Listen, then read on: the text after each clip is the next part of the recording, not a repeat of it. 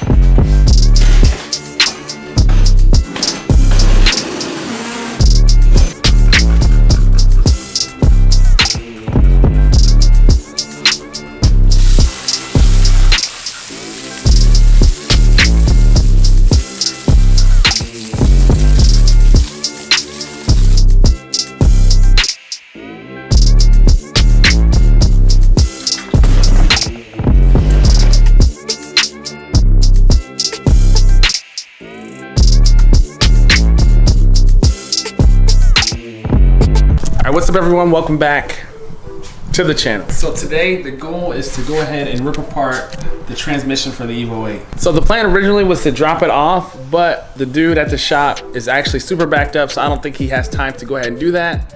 So rather than wait, I'm actually gonna go ahead and try to take it apart myself.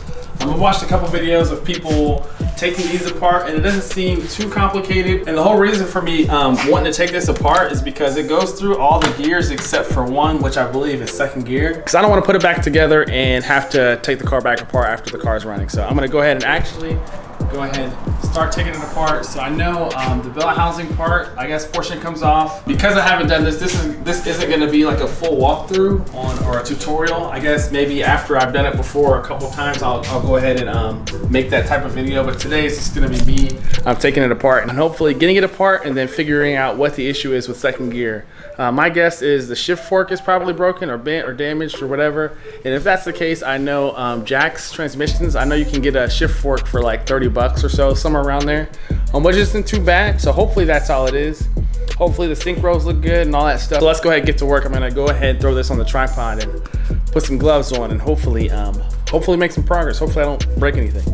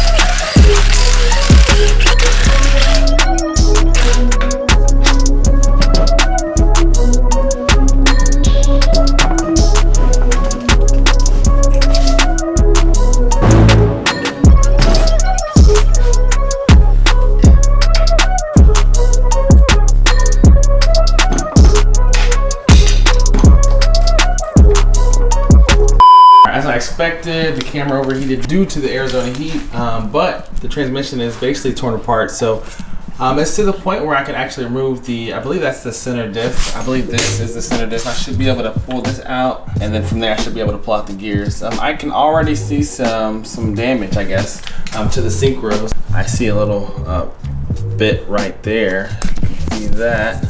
But yeah, let's go ahead and remove, I guess, this center diff. I believe that's what that is. I should be able to pull that out, and then from there I should be able to pull out the gears, and then I guess do a little more inspecting on the damage or what's done. I was suspecting a shift fork being damaged or broken.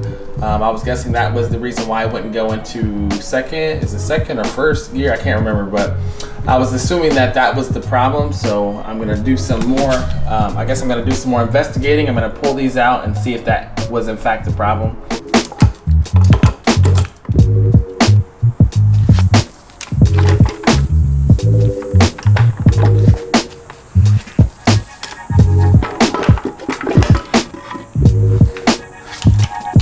Alright, so shift forks actually don't look bad. They look pretty good. I didn't see any damage to the shift forks.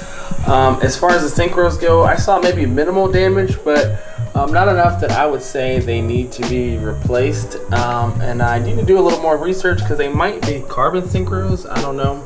I know, or at least I was told that the synchros or the transmission had been built in the past, which is awesome because everything actually looks pretty decent. So actually at this point, I guess I need to figure out how everything goes back together, because that's going to be the probably the hardest part as far as taking this apart.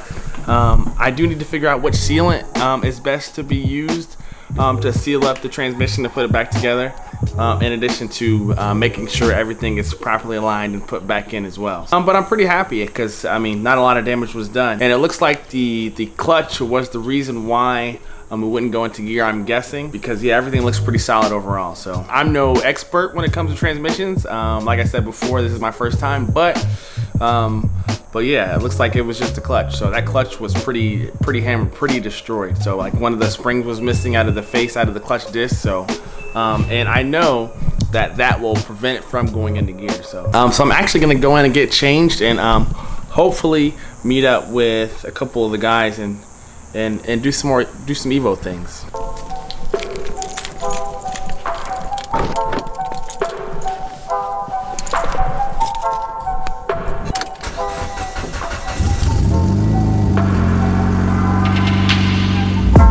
Like always, gotta get some gas. Hope we'll be all right.